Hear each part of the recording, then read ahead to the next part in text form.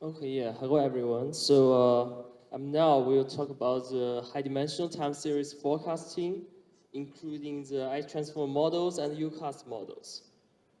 Okay, so why we need this high-dimensional forecasting?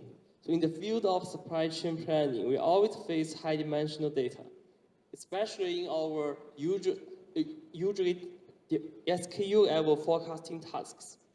So, first, in mall-based e-commerce, such as Amazon and eBay, the demand is relatively stable.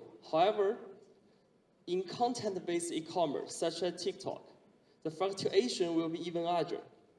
It's common to see complicated variations shown in the graph. Also, the feature space will also be complicated.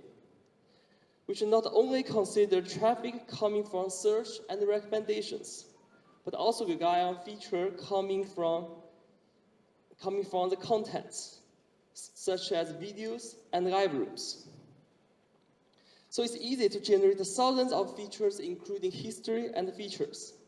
And that's why we need these high-dimensional forecasting problems. And usually, for the public data sets, we cannot see so many features. Yeah, that's why we start this work last year and the research further this year. Okay. So in this section, we will talk about the problem definition of high-dimensional forecasting. So as mentioned before, time series is very important in many areas like finance or something like that. So in real-world system, the number of variables or channels can grow thousands or even more. This brings us to the high-dimensional time series forecasting, which focuses on predicting time series with more than 1,000 channels. But there are challenges. The correlation between channels are always complicated, often hidden and hierarchical. Most existing models are built for low-dimensional data with fewer than 100 channels, making scalability and generalization the major issue that remain unsolved. Okay, now we will talk about the concept of channel dependent. So learning channel dependencies in high-dimensional time series is always critical because it helps us reduce forecasting risk. According to the theorem, the basis risk of models that capture channel dependencies is always less than or equal to the models that treat channels independently, known as CI models. This is especially true when the channels are uncorrelated. And we see in the above table, CD models consistently outperform CI models. And this advantage becomes more significant as dimensionality increases. This demonstrates that understanding and leveraging relationship between channels is essential for improving performance in high-dimensional settings. So this is the structure of I-transformer models, which deals with high-dimensional problem with inverted transformer structure. Many transformer-based models use transformer structure in temporal manners, while the model will suffer from high-dimensional features. However, I-transform model use variables in self-attention structure instead of time points, which is the creative part. In this way, we will never be afraid of numerous features, and usually we will have less variables than time points. So I-transformer regards the multivariate time series invertedly, without any modular modification, and you can just use this model directly on any datasets like you are using Informer or some other models. Yeah, this is the main structure of I-transformer. We keep the transformer structure entirely and just change the inputs, and we do normalization in temporal directions. Multivariate correlations are captured by the self-attention modulus. Yeah, also we can also achieve the best performance across most of popular datasets, especially in high-dimensional series. Okay, so previously we talked about I-transformer, but this is a preliminary work of the high-dimensional dataset, and now we will introduce a novel model called UCAST, which we just developed this year. So UCAST is designed to learn latent hierarchical channel structure for high-dimensional time series forecasting. It introduces two key innovations. First, latent query attention, which effectively approximates full channel-wise attention, significantly reduces computation while maintaining the performance. Secondly, full rank regularization, which promotes disentanglement and helps uncover hidden channel hierarchies. The architecture combines hierarchical latent query networks and upsampling networks, enable effective tempo alignment and projections. Together, these two innovations make this model powerful. And next, we will introduce a Time HD, which is the first benchmark suite for high-dimensional time series forecasting. As I have mentioned before, there are not so many public data sets which are using public data with high-dimensional data. So this is why we need to build this data set by our own. So this Time HD includes 16 data sets, ranging from 1,000 and 20,000 channels across 10 diverse domains such as climate, neuroscience, energy, and traffic. And people can all use it. The data come from both real-world and simulated sources, with multiple time frequencies, from seconds to years. This benchmark provides a wide range of scales and domains, making it highly versatile for evaluating forecasting models. This Time HD Lib also presents a complete pipeline which helps us to integrate the datasets, machine learning models, and evaluation in one streamlined framework. Using Hugging Face, it supports distributed training and hyperparameter searching to optimize performance. The experimental setups ensures fairness to optimize performance. So this lib we will open source in a short time. Okay, we'll talk about model again. So UCAS will test it on the Time HD datasets, and it has shown impressive results in high-dimensional time series forecasting. It ranked first in 11 datasets for MLC and datasets for MAE. This makes it an excellent choice for application requiring both speed and accuracy. Okay, so then we will talk about multimodal time series analysis. We will talk about time LLM and time alignment. So recently, with the success of language models in the era of large models, multimodality has become the focus of large model research. In the following sessions, we will begin discussing the transition of time series models towards multimodality.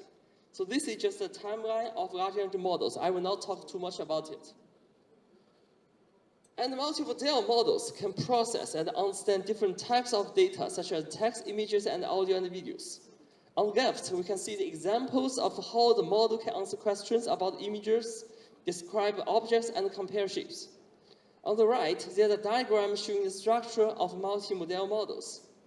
The model has encoders for text, images, audio, and videos, and the encoders process input data and send it to a large language model. And we can use decoder to output text, image, audio, and videos. Okay. So in light of this, we naturally have a question how time series analysis benefits from the recent advance of LLMs. So multimodal large language models are transforming time series analysis. This model as a unified system processing diverse data types and following domain-specific instructions to generate accurate forecasts. As shown in the slides, LLM take time series inputs and predict trends more effectively than traditional models. And in our business settings, we need always explain to our business team why we have these forecasting results with words instead of a mess. And we need also explain to our business team why we cannot forecast well in some days, right? So usually we will spend a lot of time to write so many words to describe this. And now we can use LLM to help us reduce the cost. So multimodal large language models are changing how they work with time series data. These models can take both time series and spatial temporal data, train on them and repurpose their knowledge for different tasks. When we look at the background, there are 4 different approaches to learn multi-model time series model. So first, task-specific learning is about training a model from scratch for a specific task by minimizing the task loss. This can be effective, but often requires a lot of data and resources. Next, transfer learning is widely used for knowledge transfer within several domains, with similar domains. However, it has a limitation. If the target domain lacks similar pre-trained models, fine-tuning may not work well. Okay, then thirdly, we have foundation models, which are pre-trained on large datasets and task agnostic. These models are efficient because they can be fine-tuned for many downstream tasks without starting from scratch. Finally, model reprogramming is a lightweight and flexible solution. It keeps pre-trained model, the structure, and only trains small layers for inputs and output mapping. So we can talk about how we can do the reprogramming. So reprogramming enhances large language model of time series task by adding a fine-tuned reprogrammer layer, leaving the pre-trained model unchanged. It combines adaptation, which helps model process time series data and share knowledge across domains, which removes domain boundaries for better knowledge acquisition. This approach is efficient and enables models to handle new tasks like forecasting effectively. We introduced a novel model named TimeLM with 2 key designs. The first key design is patch reprogramming. We reprogram TS patch embeddings into the source data representation space to align modalities of time series and the natural language to activate the backbones of time series understanding and reasoning capabilities, which means the embedding of our time series is a mapping of the embedding of natural language. The second key design is prompt as prefix.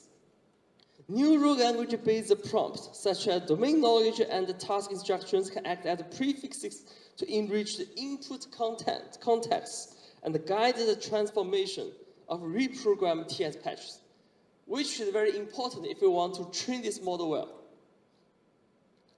Here, we see the architecture of patch reprogramming. The idea is to use text prototypes to connect the language cues with target time series patches. For example, phrases like short up showing the red and steady down showing the blue are learned by the model. These cues are then combined to represent local patch informations. Here, the example focuses on the ETT data, which includes features like oil temperatures and power load. The prompt template provides structured input, such as the describe of the domain-specific observations, instructions for predictions, and the statistical details like minimum, maximum, trend, something like that. These placeholders, like H and T, are task-specific configurations that guide the model. Okay, so the results are good. Our results highlight the strong performance of time in long-term forecasting tasks. Okay, compared with GPT-4TS and TimesNet, we can achieve better performance. And for the aberration study, we can see the Llama 7B outperformed its smaller variation by 14.5% and reduced MSE by 14.7% compared to GPT-2. And we can also see that cross-modality alignment is key removing. Removing patch programming or prompt as prefix hurts the performance dramatically, which means that these 2 add-ons are useful in these models. So our reprogramming network is also highly efficient for time series forecasting. It uses fewer than 6.6 million trainable parameters, which is just 0.2% of Llama 7B parameters, making it lightweight and effective. Okay, we can also visualize how this reprogramming works. This top 4 supports showing the optimization process of reprogramming space. And we can also see that in the subport E, where significant text prototypes are highlighted, we can see how time series patches are reprogrammed differently by these prototypes. A select field becomes highly relevant for represent information in local time series patches. Okay, then the part 4, we will talk about the large time series model in supply chain. So time series intelligence is about unlocking the potential of general purpose time series analysis. And we will introduce a new concept. The time series pattern machine is a unified architecture designed to handle a wide range of time series tasks across different domains. It takes raw time series data and adapts it to solve various tasks. These tasks include the long-term and short-term forecasting, which are essential for planning and decision-making. And to function as a time series pattern machine, a model must handle diverse time series characteristics. On the left, we see examples of time series data with different scales and predictions, such as monthly, weekly, daily, and 10-minute, different periodicities. This highlights the importance of flexibility in capturing patterns across various time. On the right, we evaluate the model's capability in forecasting, imputation, classification, anomaly detection, which are the common 4 tasks in business settings. The results show a strong correlation between CKA similarity and task performance. Time mixer plus is designed to handle the complexity of time series data by leveraging multi-scale and multi-resolution techniques. First, the input is downsampled into multiple scales, capture both fine and coarse details. Then, through multi-resolution time imaging, we transform the data into time images, real images, that represent the seasonal and trend components. These are further decomposed in row and column attention to capture relationship across periods and frequencies, which is the beautiful part of this model. So both top-down and bottom-up process ensure the seasonal and trend information is blended effectively. And this model is also work well across 8 tasks shown on the left. And here we can also see how time mixer plus process traffic time series across different scales and resolutions. So on the top left, we see the raw time series, and on the right, its frequency spectrum highlights key periodic patterns. Okay, then we will talk time LE, which is the further step of time mixer plus. So time LE. Okay, so time LE is a model that's the first model that uses billions of data to construct time series forecasting models. On the left, you can see a comparison of time LE with other SOTA models like Chronos and Mirai. The horizontal axis shows the number of activated parameters, and the vertical axis shows average MSE. So the structure of time MOE is a billion scale time series model. So on the left, we can see the multi-resolution scaling mechanism, which processes time series data at different resolutions. The causal attention mechanism ensures that predictions are based on past data, maintaining the sequence integrity. On the right, we compare training and inference cost. Time LE achieve lower training and inference costs compared to other models. Okay, so here is kind of how we use our time series foundation models in our real operation to enhance supply chain management. So at the top, you can see the flow from the customer making orders to supplier delivering goods and to warehouses, which then manage inventory and fulfill orders to customers. This process is supported by an operation data management system, which integrates demand, supply, and logistic planning. And both models are used in offline and online environment for business use. And we can also see this model outperform other dense models in our daily operation tasks, including SKU, warehouse, and transportation tasks. Yeah, due to the time issues, we will not talk more about this. And also due to some company's data privacy issues, I cannot list so detailed data in the slides. So, but feel free to communicate after this speak. Thank you very much.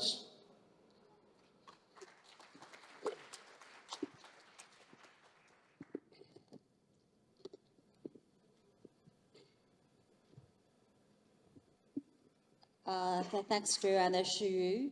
So I guess most of people must be very familiar with the talk in Chinese named Zhou Ye. So this is their work. So any questions? Okay.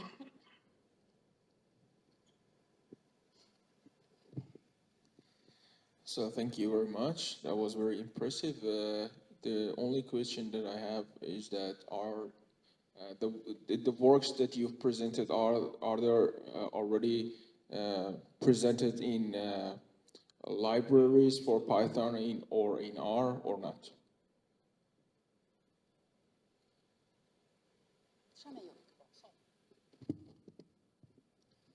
Yes, so all the codes are currently implemented in Python. And as I mentioned before, we have a time HD lib, which will go public in a short time. And I know there's a lot of libraries in this field, which are some are convenient and some are inconvenient. But our goal is like to use this lib to help us to train large language time series model like more effectively. Yeah, and all these models I have listed in these slides are actually implemented in industry. Thank you. Another question? Thank you very much for the excellent talk. As a practitioner, I just have a question out of curiosity. So inside ByteDance, what kind of example applications can you maybe comment on or talk about that has used the methodology developed here, and what are the landed impact? Just out of curiosity. Thank you.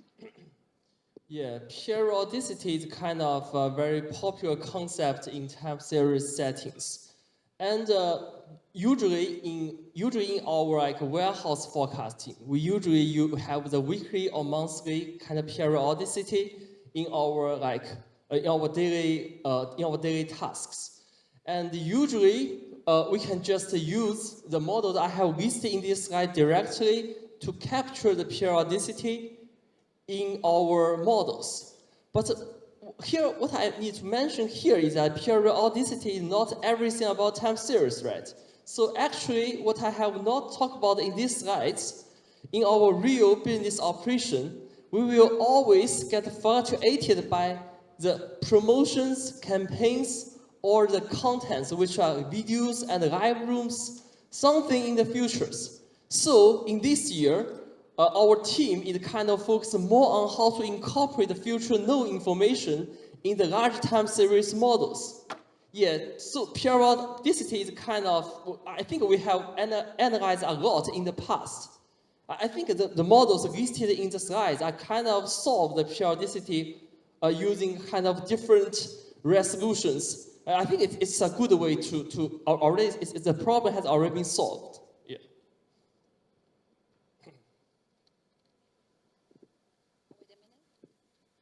Are you experiencing any overfitting problems with such large models? Excuse me?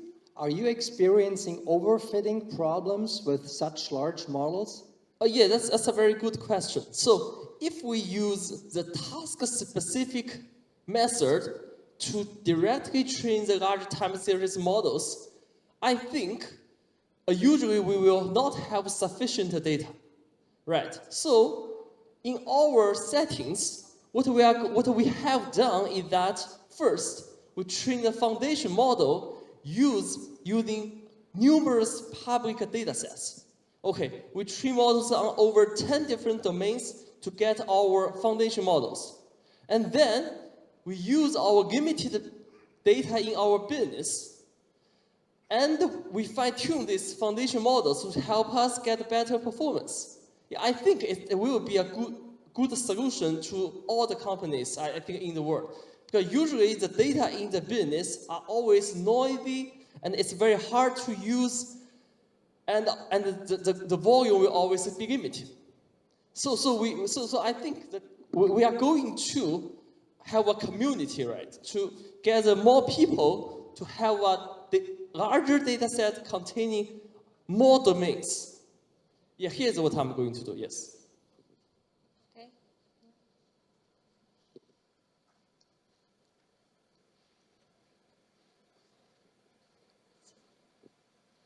Hi, please.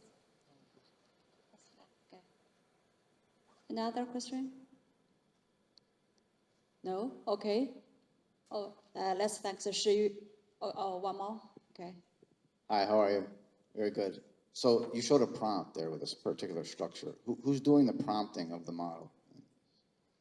So for the public data set, the prompt will be easy, right? We can just use fewer people just write the prompt to describe the data sets. But in our real business settings, we will work with our operation team to write the prompts. So there are several types of prompts. One is similar with the paper here, which describes our data sets. The second, I have mentioned before, we use prompts as the future known information. We can say, okay, there will be a campaign in 3 days, or there will be a promotion on T+5, which will have a $30 reductions, something like that. And another, we will also write our attrition prompts, right? Because we cannot always make accurate forecasts. So we work with the business team to write a template to describe why we have errors. Yeah, these are the three main kind of prompts we are using in our business settings. Yeah, and the business team will help us to do this. One more question. So about the users prompting the system, so the business leaders, the domain knowledge experts. Is there any way, are you tracking the bias? So do you have any unreliable narrator problems where people that are prompting the system are incorrect or have bad assumptions or have biases, or a feedback loop for the users? Yeah, exactly. So the feedback loop, I think, is also very important, because you cannot, I think not all prompts are useful or correct in our system, right?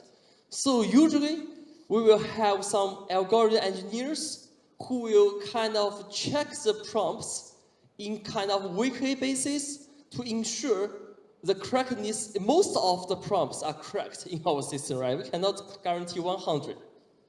And after that, so when we have our model outputs, right, we will see some weird kind of outputs. We will also see, okay, which prompts kind of influence our models. And then we will find some bugs in our systems. Yeah, something like that. Thank you. Okay, thank you.